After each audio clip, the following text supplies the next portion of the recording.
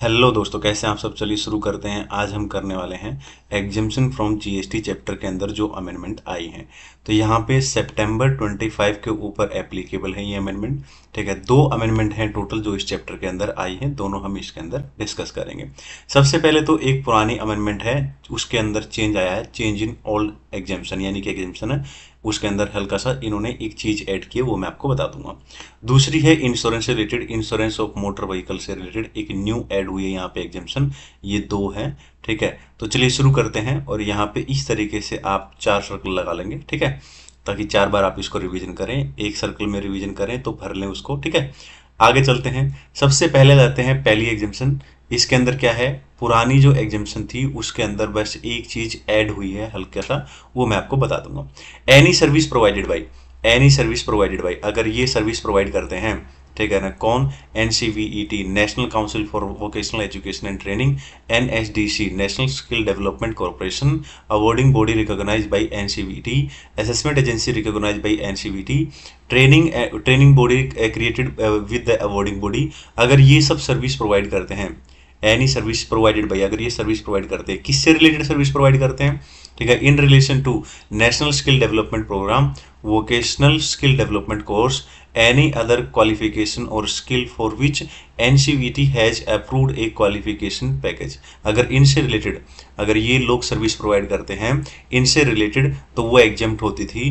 बस इसमें एक चीज ऐड कर दिया है यहाँ पे, ठीक है ना, ये न्यू ऐड कर दिया है, ठीक है ना, मतलब इनके अंदर एक और ऐड कर दिया, training partner A approved by, ठीक है, एनएसडीसी, एनएसडीसी हमने ऊपर पढ़ा था ना, नेशनल स्किल डेवलपमेंट, ठीक है, कॉर्पोरेशन, एनएसडीसी। ये अगर इसने क्या है, ट्रेनिंग पार्टनर, ठीक है ना, ट्रेनिंग पार्टनर जो कि अप्रूव्ड है एनएसडीसी के द्वारा, अगर वो इनसे रिलेटेड सर्विस प्रोवाइड करते हैं, ठीक है ना, तो वो भी एग्जेम्प्ट है। अब ये इसमें ऐड हुआ है, बाकी और कुछ भी इसमें नहीं है। आगे जाते हैं, ये है नई, ठीक है ना, ये नई इंसर्ट हुई है। तो एक और एग्जेम्पशन जो इंसर्ट हुई है, बाकी नॉर्मल है, कोई ऐसी दिक्कत नहीं है। इंश्योरेंस ऑफ मोटर व्हीकल, मान लो कोई व्यक्ति है वो मोटर व्हीकल परचेज करता है, तो वो थर्ड पार्टी इंश्योरेंस कराएगा, कंपलसरी होता है ये थर्ड पार्टी इंश्योरेंस कराना, ठीक है ना। तो जिस इंश्योरेंस से उसने इंश्योरेंस कराया है, ठीक है ना, तो वो इंश्योरेंस क्या करता है, जो भी प्रीमियम उसको रिसीव हुआ है, यानी आउट ऑफ प्रीमियम, उसमें से कुछ कंट्रीब्यूशन करता है, कहाँ पर, एक फंड के अंदअंदर जिसको बोला गया है मोटर व्हीकल एक्सीडेंट फंड। अब क्या होता है कि कई बार ऐसा होता है कि अगर किसी व्यक्ति का एक्सीडेंट हो जाता है, या फिर एक्सीडेंट हो जाता है और उसकी डेथ हो जाती है, या फिर एक्सीडेंट हो जाता है, तो उसको कुछ कंपनसेशन, कुछ पैसे देने पड़ते हैं। तो वो कहाँ से देने पड़ते हैं, वो इसी फंड से सरकार पे करती है, ठीक है ना, मोटर व्हीकल एक्सीडेंट फंड से, ठीक है ना। और यहाँ पर उस केस में जो इंश्योरेंस सर्विस प्रोवाइड की गई है, ठीक है ना, तो वो क्या है, एग्जेम्प्ट है, ठीक है, यही बात बताई गई है यहाँ पे। तो आइए इसको मैं दिखा भी देता हूँ आपको।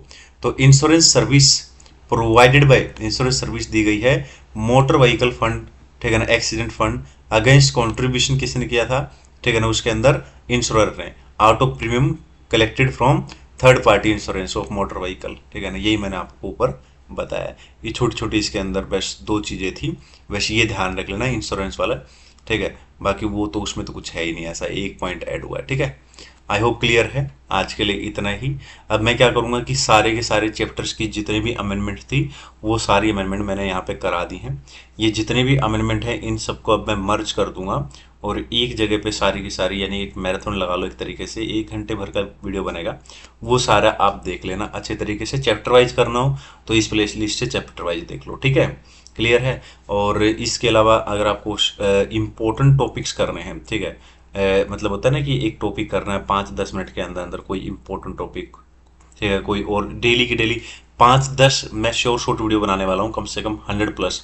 आप क्या करना, उसमें से बहुत ज़्यादा पेपर आएगा सितंबर 25 के अंदर, ठीक है। तो आप क्या करना, डेली की डेली 2-4 क्वेश्चन उसमें से डेली करते रहना, ठीक है।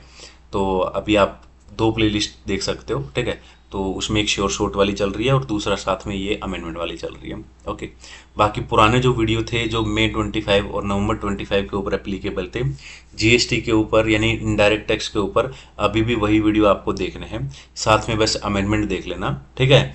बाकी और कुछ भी आपको करने की नीड नहीं पड़ेगी, ठीक है। चलिए आज के लिए इतना ही, थैंक यू।